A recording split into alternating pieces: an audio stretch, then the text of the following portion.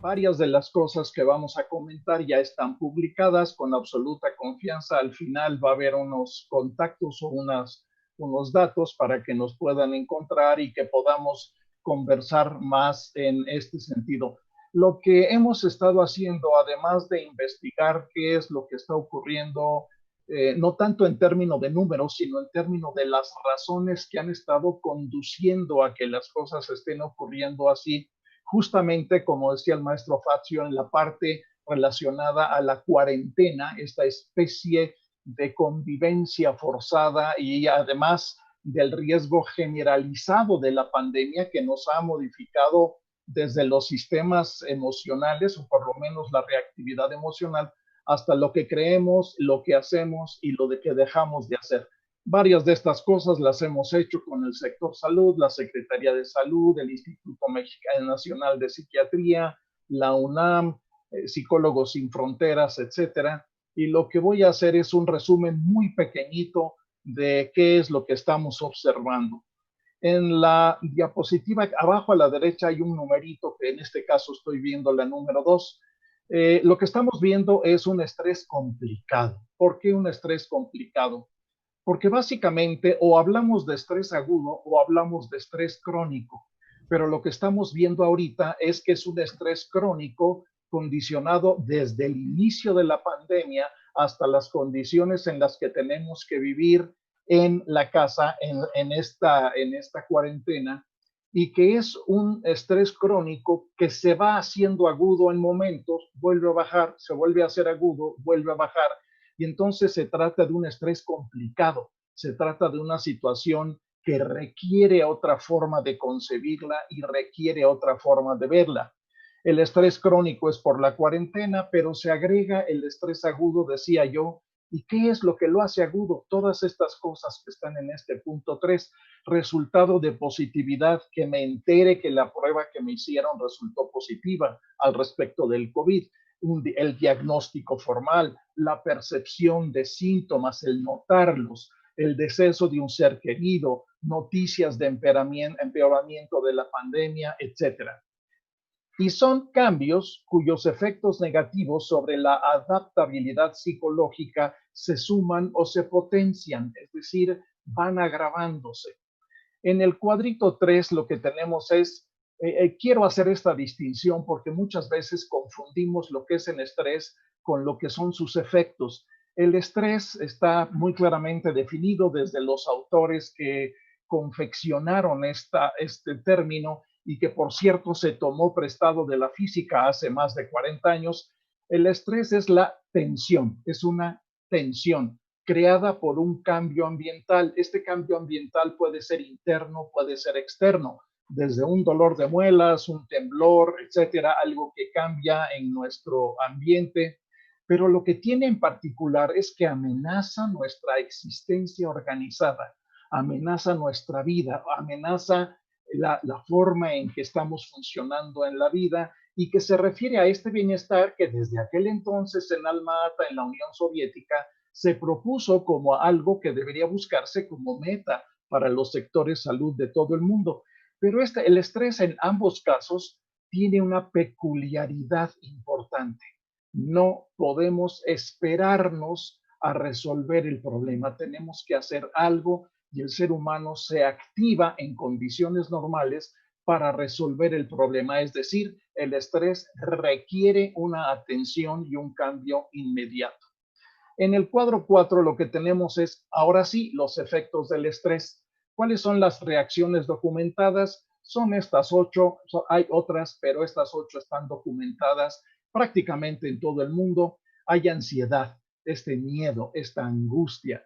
Y se decía antes, por ejemplo, que la diferencia entre el miedo y la angustia es que el miedo tenía enfrente, o el ser humano identificaba el objeto, la situación que generaba el miedo, y en cambio la angustia era esta sensación de miedo, pero flotante, cuando no teníamos identificada su fuente.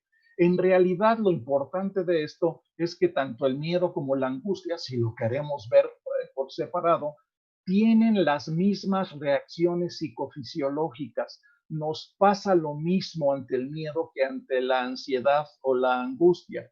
Hay síntomas depresivos, la gente deja de hacer cosas, hay un aplanamiento afectivo, una tristeza duradera y profunda, pero también puede haber irritabilidad, intolerancia, hiperreactividad. Hay problemas para concentrarse, empezamos una tarea y no la podemos acabar. Hay insomnio, hay problemas gastrointestinales y aquí es donde empezamos a ver esta liga psicosomática que antes se pensaba que no era más que alguien se estaba figurando un síntoma. No, ahora conocemos los síntomas, ahora conocemos los mecanismos que hacen que un estrés intenso, prolongado, se pueda convertir en una gripa o en un tumor. No quiere decir que los cause. Lo que quiere decir es que ocasiona cambios en variables que normalmente interactúan con variables genéticas que nos han hecho vulnerables. Y esto es, y por eso los últimos dos renglones de este cuadro hacen énfasis en problemas gastrointestinales, pero puede haber otro tipo de problemas, pero uno de los más importantes del estrés sostenido mal manejado es que debilita nuestro sistema inmune y eso produce cambios que nos ponen en riesgo adicional de varias formas. El cuadro 5 lo que nos dice es, bueno, hay 6 cosas que complican los efectos del estrés. Hay otras, pero estas están muy documentadas y están documentadas en estudios con muy cuidadosa metodología. Apoyo social escaso o nulo, real o percibido. Esto es importante. Carencia de habilidades interpersonales, no saber buscar ayuda, no poder promover apoyo, etcétera. Abuso de sustancias, esto lo estamos viendo también, los famosos uppers o downers, que son o estimulantes o depresivos en el sentido de bajar la actividad. Y los más comunes ni siquiera son los ilegales, son el alcohol, el tabaco, la cafeína, los somníferos, pero también hemos visto automedicación. Continuando con estas 6 cosas, poca tolerancia a un malestar normal y a la incertidumbre. Esto lo encontramos mucho en las cuarentenas. La gente se hace intolerante al mínimo malestar, no lo tolera, le puede parecer muy exagerado, tiene reacciones exageradas. ¿Y qué pasa cuando tenemos estas reacciones exageradas? Acabamos afectando la interacción familiar o acabamos afectando la interacción laboral, etcétera. Interpretaciones catastróficas de la realidad porque la persona, por así decirlo, se congela, se desactiva por completo por un extremo de miedo, o bien el otro extremo, minimizar lo que está ocurriendo. Este virus no existe, ha de ser el invento de alguien, etcétera. Estos dos extremos de naturaleza cognitiva lo que hacen es que nos desactivan de una manera funcionalmente importante.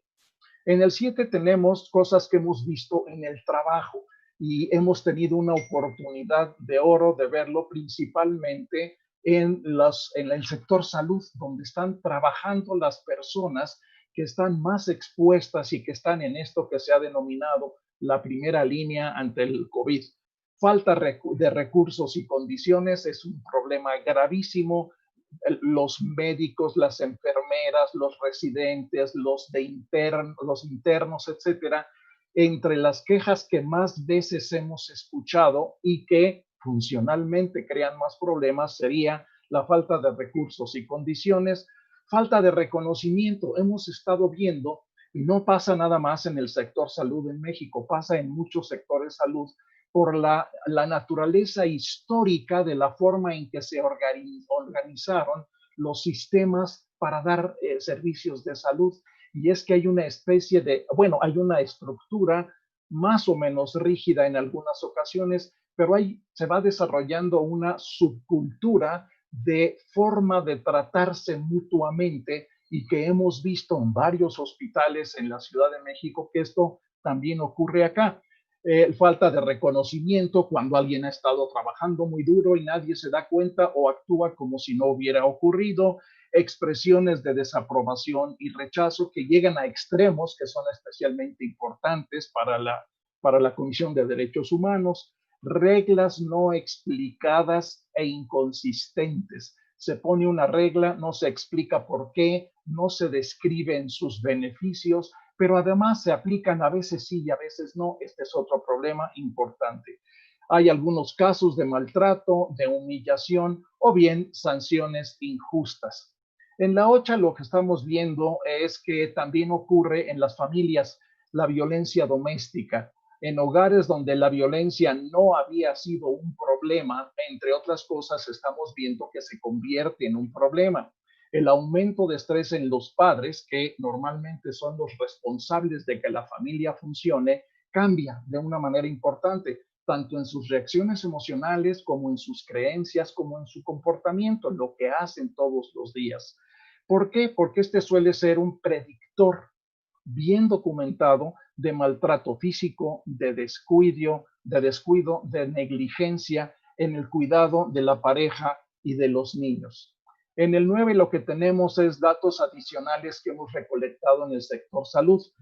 Los veníamos recolectando desde mediados del año pasado, pero a partir de febrero de este año hemos logrado recolectar otro tipo de investigaciones que se van a publicar en breve y algo que hemos denominado enfermedades laborales por subculturas tóxicas. Hemos encontrado, les doy ejemplos que no voy a especificar en dónde los encontramos, pero hemos encontrado que el jefe de servicio puede maltratar a uno de los responsables, uno de los responsables maltrata al jefe de los residentes, el residente avanzado maltrata al residente menos avanzado y ese al menos avanzado, y eso se convierte en un círculo vicioso muy grave. Ahorita vamos a ver algunas de las razones por las que esto es importante. Puede haber bullying, esta intimidación, hostigamiento, no necesariamente por parte de jefes, puede ser por parte de compañeros, acoso laboral, equivalente al famoso mobbing, lo que busca es aislar y denigrar. Estigma, lo vimos en varios ejemplos que nos platicaron sobre cómo se trata a las enfermeras en un autobús o a un médico o a un camillero o a alguien que está uniformado y que se nota mucho que trabaja en el sector salud. Este estigma. Y el problema es que todo esto, cuando no se resuelve, empieza a ocasionar, no necesariamente causar, pero ocasionar enfermedades físicas, psicológicas, violencia, accidentes y errores. Piensen en este último punto de los errores. Un médico muy estresado, una enfermera muy estresada, el personal que atiende los servicios de emergencia, si están muy estresados y si no se hace nada para reducir este estrés en la medida de lo posible, van a cometer errores. Esto está investigado desde hace más de 2 décadas, de que cuando hay extremos de algún tipo de exageración de una reacción emocional por parte de alguien, simplemente puede cometer errores. En el 10 tenemos una descripción, entre otras cosas, de lo que estamos haciendo, evidencia sobre problemas de salud mental, el Instituto de Psiquiatría, la UNAM, el propio sector salud en todas sus ramas, entrenamiento especializado ante las pandemias. En una pandemia hay cosas que debemos hacer y hay cosas que no debemos hacer desde el punto de vista psicológico.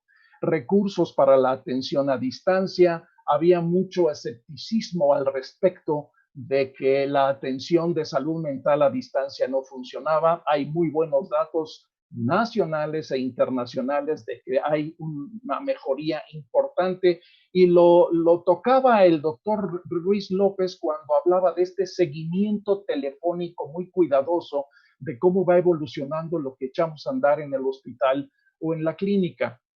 Funcionalidad y bienestar del personal de salud ahorita es una de nuestras prioridades y naturalmente algo que se está haciendo es orientación a la población.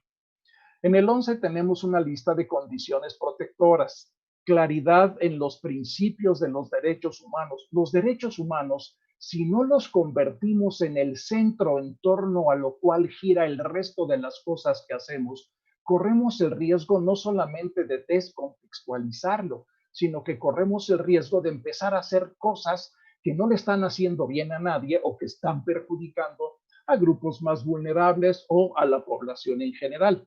Entonces hay que atender a estas poblaciones vulnerables, planear a largo plazo. No podemos planear a 3 o 5 o a 7 años, hay que planear a 15 o a 20.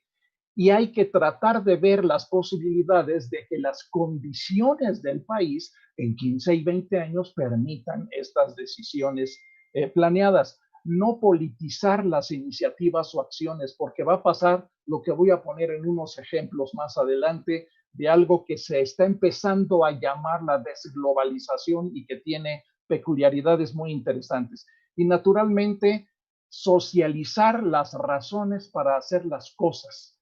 Si estoy pidiendo que ocurra algo, ¿por qué lo estoy pidiendo? ¿Cómo se entiende que hace falta? ¿Cómo vamos a saber si sirvió? Etcétera. En el 12 lo que tenemos es algunas recomendaciones concretas. Esta es una lista muy corta, pero naturalmente estamos a disposición de quien nos quiera contactar. Primero, establecimiento de mejores prácticas. No hay necesidad de esperar, por ejemplo, que el Congreso de la Unión pase una ley porque le va a tomar meses, quizá le va a tomar un año o más. Lo que puede hacer cada una de las instituciones, de las empresas, de los hospitales, de las organizaciones, es consensuar una serie de reglas que se llaman mejores prácticas. Esto ha funcionado muy bien.